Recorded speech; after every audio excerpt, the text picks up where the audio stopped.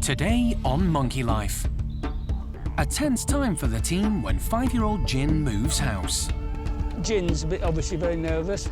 They're aware that that's somebody else's territory.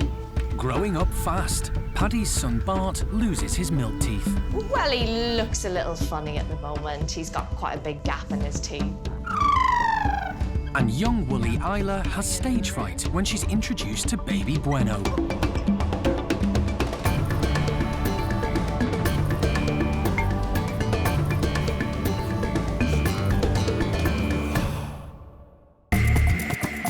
Monkey World in Dorset, nestled deep in the English countryside, is the largest sanctuary of its kind on the planet.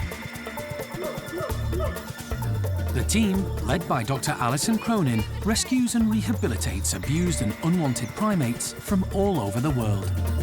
We just would like to make a nice life for the monkey. The park provides a home for more than 240 monkeys and apes from 19 different species.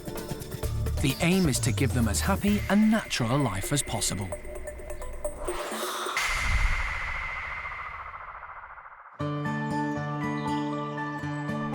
It's a big day for 5-year-old Jin. The team have decided it's time for him to move away from his family group and join the Orangutan Nursery instead. The main reason for this is because the leader of the group, Gordon, has become a bit unpredictable around Jin.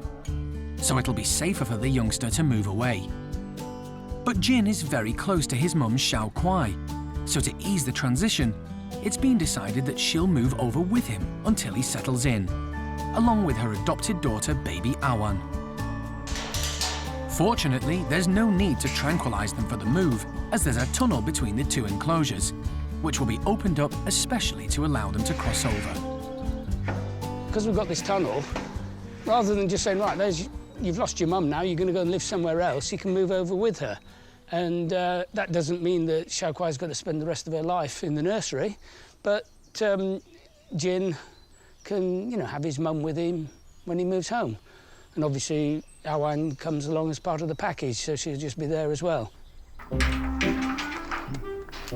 Hsiao-quai, as usual closely flanked by Jin, senses something is different this morning. And when she sees the slide is open, her curiosity gets the better of her. What's going on there? Hang on about, let's have a look at it. Well done, all the way. She boldly makes her way across. But Jin is holding back. You forgot your son. Hsiao-quai is a fiercely protective mother and waits for Jin to follow her. But the normally boisterous young orang decides he's had enough. Maybe not. Realising her youngest son is rather nervous, Hsiao-quai goes back to reassure him. Jin's obviously very nervous, which is fine, and they're aware that that's somebody else's territory, so they're keeping out of it. Well, he is. He's, and Mum's hanging back because of him. It's just time. Give them time. They've got all day. And so have we. We've got nothing else to do.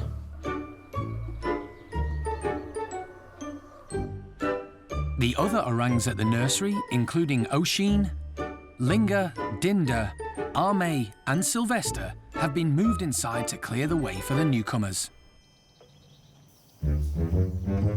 Finally, the trio make it over, and Jin seems to approve of his new playground. Hsiao-quai leads the way indoors, with Jin clinging to her. Oh, well done! The whole tribe. Right. Inside, there's a surprise in store. Jin's elder brother Kai moved over to the nursery almost a year ago and is waiting for them. The two siblings hit it off immediately. Hsiao-quai is no doubt pleased to see her elder son, but has her hands full with Awan, so lets them get on with it. Little Jin's having the whale of a time in there. I mean, it's a fantastic playground for a person of Jin's size and age, and it's just like they're never apart. So Kai's broken the ice for Jin and is showing him the ropes. But troublesome twosome Linga and Dinda may not be quite so welcoming when they get introduced later.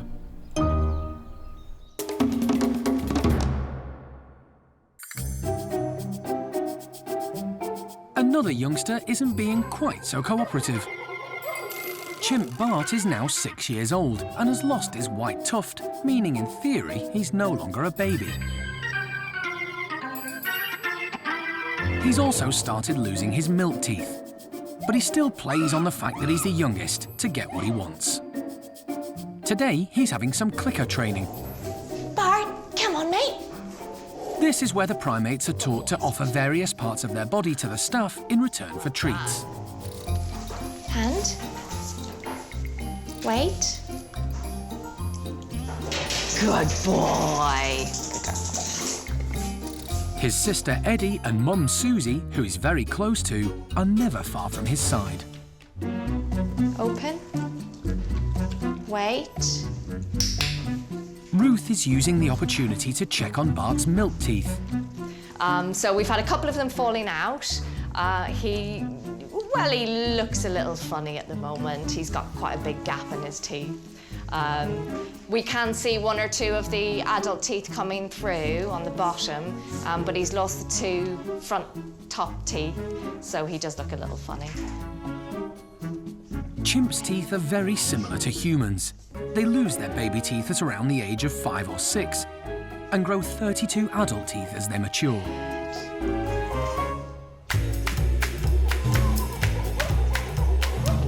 Outside, the rest of the group are enjoying some treats that primate care staff have prepared for them.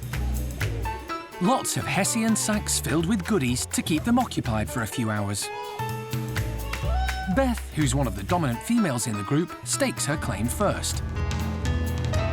Closely followed by Zoe, who gets as far away from the others as she can so she can enjoy her stash in peace. But here comes trouble. Bart seems to have missed out on a sack, so decides to try to share Clin's. But he's picked on the wrong chimp. Clin has an obsessive-compulsive nature and is not likely to hand over her bag without a fight. So the young chimp decides to hassle Chatter instead. Being the boss's son and a youngster, he's higher in the rankings than Chatter. But she's not handing it over easily. So he turns his attention to Hebe. The playful chimp really is getting on everyone's nerves. But when it comes to his dad, he has more sense than to push his luck. However, Paddy does have something Bart wants, a football. So when his back is turned, he nips in and swipes it. Paddy is a big softie and rarely disciplines his son. But as Bart gets older, he's going to have to get him to toe the line, or there could be trouble ahead.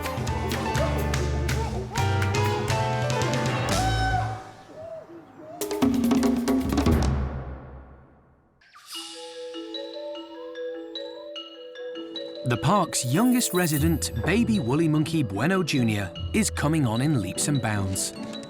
There's no good chucking that at me. He's being hand-reared because his mum rejected him when he was born. But recently, he's been spending a lot of time at Lavar's house to get him used to being around other woolies and around the primate care staff. Hi, lunchtime. Bueno's moved on quite a bit now. He obviously still goes home with somebody during the evening, but then every day he'll be down in the top woolly house at sort of 9 o'clock until 5 o'clock, really. Oh. Yummy. The staff have started to experiment with the youngster's diet. We obviously give Bueno a lot of different types of fruit and veg just so he gets used to the variety, but he always has his favourites. He always goes for the grapes and the blueberries first. He basically prefers the fruit, so things like kiwi and apple sticks he absolutely loves as well. And then you'll find like the cucumber and the lettuce he likes, but it'll always be left till last, and if there's something he's not going to eat, it's going to be the veg. But that's the same as all the other woolies as well. They always go for the fruit first because it's the sweetest and it tastes the nicest. With Bueno Jr. spending more time in the woolly house, he's also managed to ditch his nappies. He now goes commando, which is excellent for him. He's just got much freer movement. Obviously, it just means that we have to clean up behind him, which is a bit of pain for us, but it's much better for him. It's much more natural. And, you know, when he first took the nappy off, he was kind of thinking, what's happening here? But now he's used to it, and that's really important for him because that's what he's going to do when he goes in with the group. So, and he loves it. He loves not having his nappy on. Unfortunately, at the end of the day, he has to go back on again. The next stage in Bueno Jr.'s development is for him to go in with the other woolies. But he'll have to be introduced to them one by one. The team have decided that young female Ayla should meet him first, as she's shown a lot of interest in him through the mesh. Ayla has a younger brother called Manny. She's watched her mum Paquita bring him up, so the team are hoping Ayla may even try to look after Junior. Hard to get you in there now. It's okay. Okay. Good girl. Shh. Look, the door's open. Ayla. Oh, The team try to tempt Ayla into Junior's playroom with grapes, come on then. but she's suddenly come over shy. Yeah, she's coming into the room. She gives it another go, but isn't quite brave enough. Bueno Jr. seems oblivious to what's going on. She's come through. Ayla tentatively comes in again, but she can't quite find the courage to say hello. This is the first time she's been separated from her mum and the rest of the group, so it may just all be too much for her. Go, Ayla. The team decide to quit while they're ahead and call it a day. Things haven't quite gone to plan, but there's always tomorrow.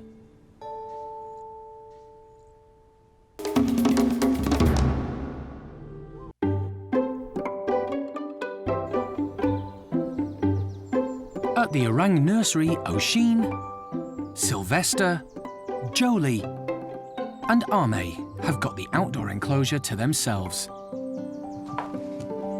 And the Orang team have given them a special treat of strawberries to keep them occupied. 5-year-old Sylvester is making the most of the opportunity. He loves hanging around and is a daredevil on the climbing frame. His adopted mum, Oisin, is happy to watch. She's lost a lot of weight since arriving at the park, but doesn't like to exert herself too much. However, they're only too aware that inside, a new orang has taken up residence. 5-year-old Jin has moved across from Gordon's group, along with his mum Hsiao-quai and adopted baby sister Awan, and seems to be having no problems settling in.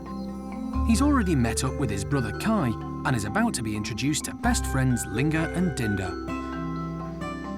The Orang team have decided the mischievous duo will be easier for Jin to deal with at this stage than the older Orangs. The reason we're going for the little ones first is because that's more likely to be a success. Younger people are less controversial. Introductions are unpredictable, so the Orang team are always prepared for trouble. Are they locked right into the enclosure, both doors, so we can use all the tunnels? We can use all the tunnels. At least to start with, OK. Once Linga and Dinda are safely in the playroom, Hsiao-quai, Jin, Awan and Kai are allowed in. Yeah.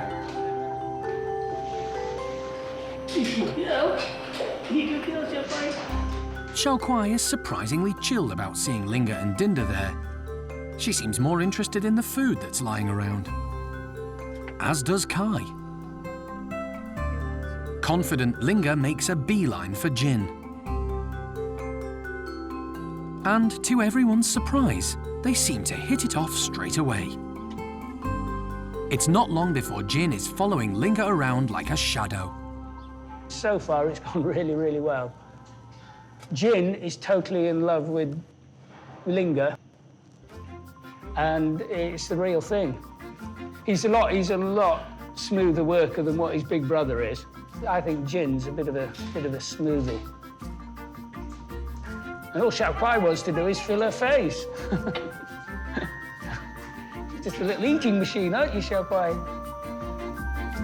Linga has been a bit too full-on with newcomers in the past, and Jeremy is very aware that if she plays too rough with Jin, Hsiao-quai, being very protective of her son, may intervene, and then there could be trouble.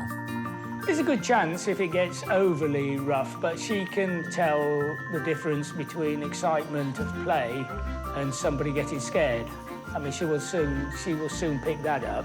And if somebody's getting scared, then they will make scared noises, and Hsiao-quai will be in there like a shot. Dinda, who hasn't shown much interest in Jin so far, decides to break the ice and join in the fun.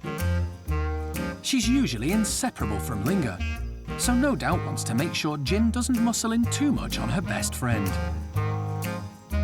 Jeremy thinks the presence of baby Awan has made this introduction a lot smoother than it might have been. Awan is still very dependent on Hsiao-quai, so all the time Hsiao-quai will be prioritising Awan, and that will then mean that people will get away with more, whereas before she might have had more of an opinion. So, as well as Kai, Jin has made 2 new allies at the nursery, and he may well need them when he comes up against Armei, Jolie, O'Sheen and Sylvester over the next few days.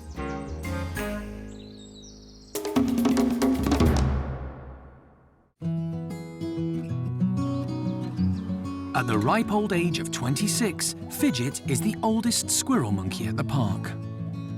He's the only male in his group, but sadly doesn't command any respect from feisty females Samantha and Topsy who live with him. In squirrel monkey society, girls are dominant over boys, and Fidget has had to learn to deal with that. But he's very popular with the primate care staff, and they do try to encourage him to get stuck in. Today, they're putting hula hoops in the squirrel monkey enclosure to give them a bit of extra stimulation and help improve their balance. They might not pay too much attention to these, so to try and make them come over and explore them a little bit more, we're actually going to put a bit of jam on them, which they do really like, and hopefully then they'll go and explore and have a bit of a swing around on them as well. Jam is a particular favourite of Fidget. He does really like his jam, so he tends to hang back a little bit and let the girls get involved in the enrichment. So hopefully by putting jam, which is one of his favourites, it's going to make him come and get involved as well. 2 girls are kind of dominant over Fidget. He does tend to hang back, so he'll probably be the last one to get involved. There's also a hoop each for them, so that hopefully he can get his own one. Topsy notices the hoops first, but unusually for her is rather wary and hangs back. Fidget is certainly interested, Fidget, what are you doing? but as expected, stays on the sidelines, leaving the way clear for Samantha. But she's more interested in foraging for insects. Topsy is making headway, but is still unsure. Oh, good boy, Fidge. Come have a look. So Fidget takes his chance and heads for the furthest hoop away from Topsy. He finds balancing tricky because half his tail is missing. He used to be kept as a pet in the UK and picked at his tail when he was anxious. The jam just doesn't seem to be cutting it, so Emily has a cunning plan. So I've decided to add some mealworms onto the hula hoops. They weren't showing too much interest in the jam, but insects are normally a winner with these guys, so this might entice them out a little bit more. It certainly seems to do the trick for Fidget, who suddenly becomes quite bold around Topsy.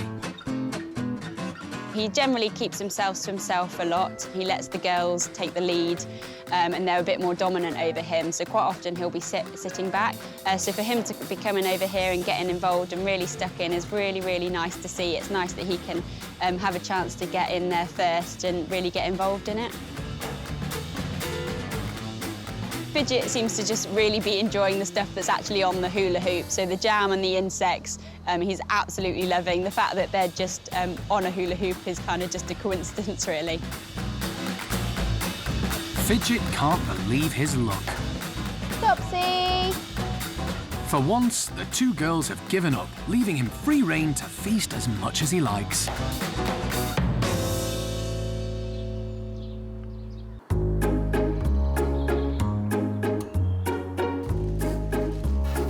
At the Orang Nursery, Jin, along with his mum Hsiao-quai and adopted sister baby Awan, are preparing to spend their first night in their new home.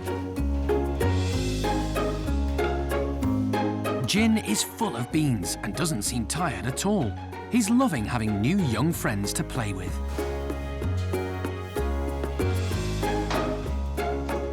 Ready, guys? Linga, Dinda and Kai all know the drill. Once they've been fed, it's time to settle down and go to sleep. Good night, guys. Baby Awan seems unfazed by her new surroundings, but Jin is completely out of his routine and having too much fun to bed down. The orangs love making nests of wood wool to sleep in, and Jin's elder brother Kai is quick to bag his favourite spot. It's been a long day. But Jin is still in high spirits. The young tearaway wouldn't usually get away with this sort of behaviour, but Hsiao-quai has got her hands full. Jin seems to be having a rather disruptive influence on the nursery. Linga's waiting for her best friend Dinda to cuddle up to her.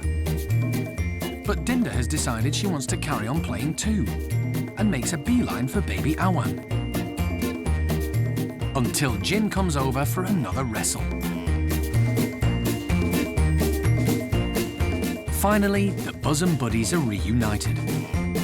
And with no one else to mess around with, Jin decides he may as well give in and nestles down for sweet dreams with his mum and baby sister.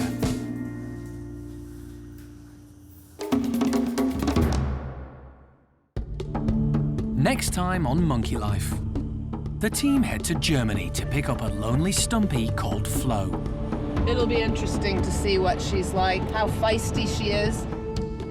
And could there be the patter of tiny feet at her nanny's enclosure? Cherry's always had a little bit of a belly, but it's growing bigger than what we would expect.